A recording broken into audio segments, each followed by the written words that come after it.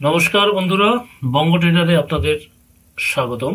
কালকে যে অ্যানালাইসিস দিয়েছিলাম সেই অ্যানালাইসিস অনুযায়ী মার্কেট আজকে কিন্তু চলেছে।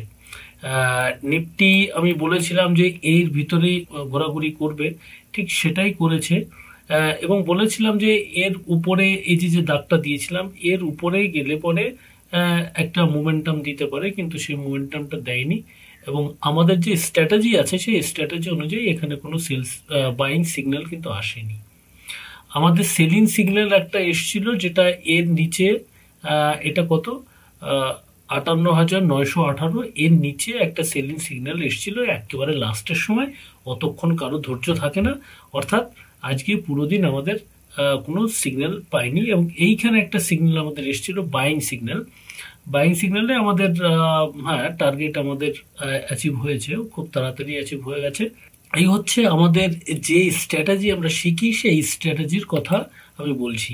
এবং যারা আমার কোর্স নিয়েছে তারা এগুলো খুব ভালো করে বুঝতে পারবে, এবং যারা কোর্স নেননি তারা বুঝতে পারবেন না। তবুও যে লেভেলগুলো আমি দিচ্ছি সেই লেভেলগুলো আপনারা কিন্তু ফলো করে দেখতে পারেন, যে কয়েকদিন আপনি দেখুন যে আপনার এই লেভেল কাজ করছে কিনা, এবং আপনি আপনার স্ট্র্যাটেজি অনুযায়ী কাজ করবেন। তাহলে চলুন আমরা নিফটি ফিফটিতে যাই। দেখুন নিফটি ফিফটিতে যে অ্যানালাইসিস আমি দিয়েছিলাম সেই নিফটি ফিফটির অ্যানালাইসিস দেখুন কত সুন্দরভাবে কাজ করেছে।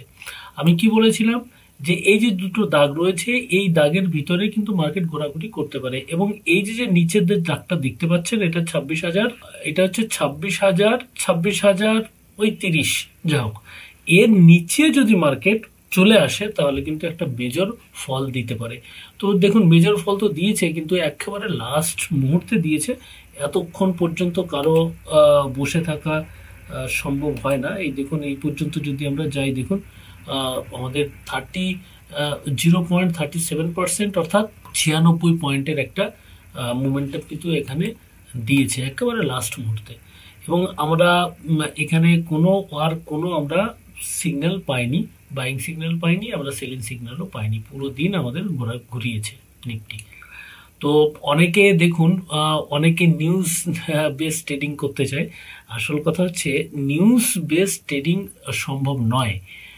এটা আমি ভিডিও করেও দেখিয়েছি, নিউজ বেস ট্রেডিং কখনোই সম্ভব নয়। আমরা যদি নিউজ বেস ট্রেডিং করতে যাই তাহলে আমাদের একটা সমস্যা তৈরি হয়। সেই সমস্যাটা হচ্ছে আমাদের যে স্ট্র্যাটেজি আছে সেই স্ট্র্যাটেজির উপরে আমাদের ভরসা কমে যায়। অর্থাৎ নিউজ যদি আমি দেখি তাহলে আমাদের যে সেট আপ আছে সেট আপের উপর ভরসা থাকে না। এই জন্য আমি বলি যারা ইন্টারডে ট্রেডিং করছেন তারা নিউজকে অ্যাভয়েড করে চলুন, নিউজকে অ্যাভয়েড করে চলুন এবং আপনার যে স্ট্র্যাটেজি আছে সেই স্ট্র্যাটেজি অনুযায়ী কাজ করুন। চলুন আমরা আগামী দিন মার্কেট কেমন কি হতে পারে সেই অ্যানালাইসিসটা একটু করে নেব। আমরা কি করব, আগে বলেছি যারা আমার স্টুডেন্ট রয়েছে তারা এটা বেটার বুঝতে পারবেন, এবং যারা আমার স্টুডেন্ট নয় তারা এটা বেটার বুঝতে পারবেন না। দেখুন এখানে কি হয়েছে, এই যে আমাদের ভার্জিন সিপিআর ছিল, দেখেছেন ভার্জিন সিপিআর কিন্তু ব্রেক হয়ে গেছে।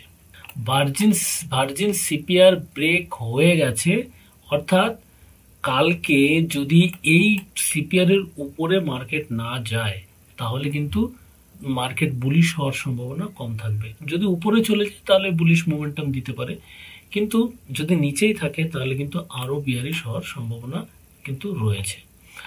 এইবার দেখুন কয়েকটা লেভেল রয়েছে এখানে, এই দেখুন একটা লেভেল এখানে রয়েছে, এখানে কিন্তু একটা ভার্জিন সিপিআর রয়েছে। এই ভার্জিন সিপিআর দেখুন কয়বার করেছে, রেসপেক্ট করেছে মার্কেটকে। দেখুন একবার এখানে রেসপেক্ট করেছে, যখন ভার্জিন সিপিআর এসেছিল মার্কেট উপরে উঠে গেছে, আবার যখন নিচে আসছিল আবার উপরে উঠে গেছে। অর্থাৎ ভার্জিন সিপিআর কিন্তু খুব সুন্দরভাবে কাজ করে, এটা আমরা এটা দেখতে পাচ্ছি। এবং এখানেও দেখুন ভার্জিন সিপিআর এখানে ব্রেক করেছে, যতক্ষণ নাই ভার্জিন সিপিআর এর উপরে যাচ্ছে ততক্ষণ কিন্তু আমরা বাইং পজিশনে যাব না। বা যদি দেখা যায় এই যে এই ভার্জিন সিপিআরটা এটা কিন্তু এখনো কাজ করছে, অর্থাৎ দুবার এখান থেকে বাউন্স ব্যাক করেছে, আবার একবার বাউন্স ব্যাক করতে পারে। তো সেক্ষেত্রে এখানে এসে যদি দেখা যায় যে কোনো সেট তৈরি হয়েছে, বাইং সেট তৈরি হয়েছে বা আমাদের স্ট্র্যাটেজিতে এসেছে, তাহলে এখানে কিন্তু আমরা বাই করতে পারবো। এখানে একটা জিনিস আপনাদের দেখাই, সেটা হচ্ছে আমরা নেক্সট ডে সিপিআরটা আমরা কিন্তু দেখে নেব যে আগের দিনে সিপিআরটা কোথায় রয়েছে। আমরা এখানে গিয়ে যদি আমরা দেখি, তাহলে দেখুন আগের দিনে সিপিআর কিন্তু অনেক উপরে রয়েছে, হ্যাঁ, যে এই পর্যন্ত রয়েছে, এখানে রয়েছে। অর্থাৎ কালকে যে সিপিআরটা হতে চলেছে সেটা কিন্তু এই যে আমাদের যে ভার্জিন সিপিআর রয়েছে, এই ভার্জিন সিপিআর এর প্রায় সমান সমান রয়েছে। অর্থাৎ এর নিচে কিন্তু আমাদের বেয়ারিশ থাকবে এবং উপরে আমাদের বুলিশ থাকবে।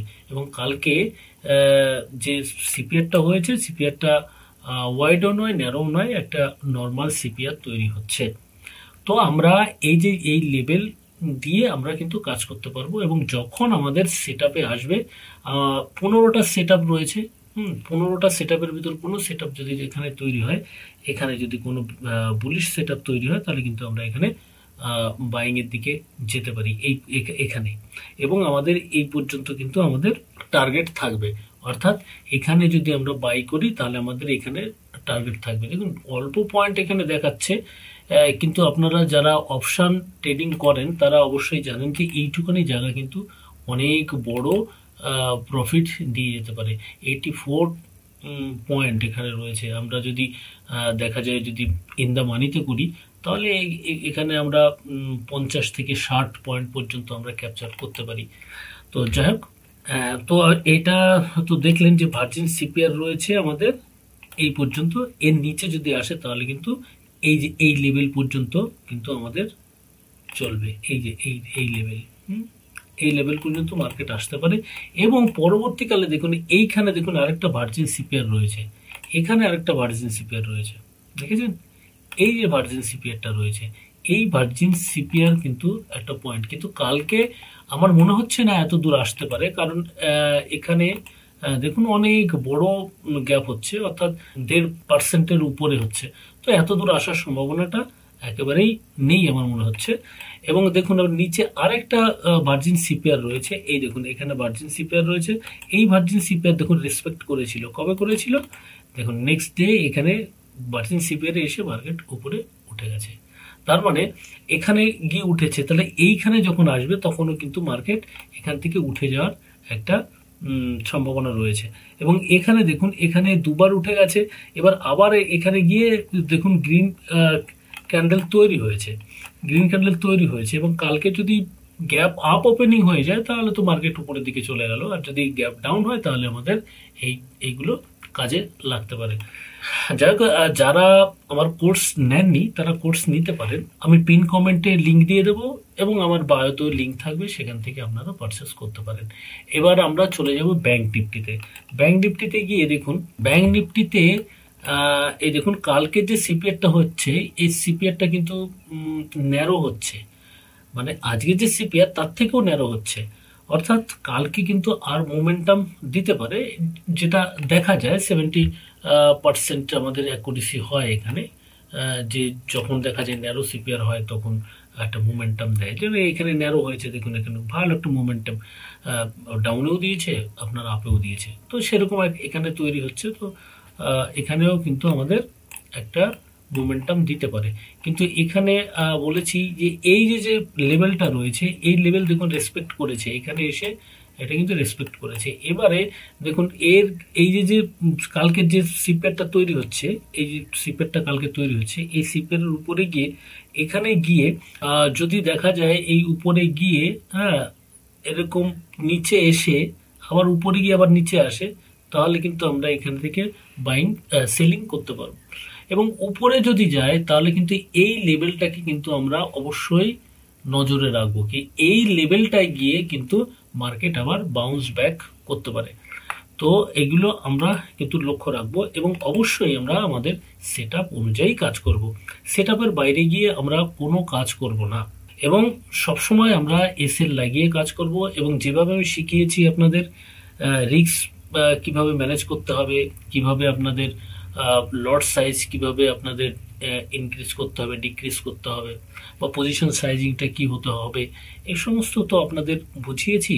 তো সেই অনুযায়ী কাজ করবেন এবং সবসময় মনে রাখবেন অপশন এবং ফিউচার খুবই রিস্কি, কাজ করতে হবে একদম ডিসিপ্লিন হয়ে, এবং যেভাবে আমি শিখিয়েছি সেভাবেই আপনারা কাজ করবেন। আর দেখা হচ্ছে পরবর্তী ভিডিওতে। নমস্কার।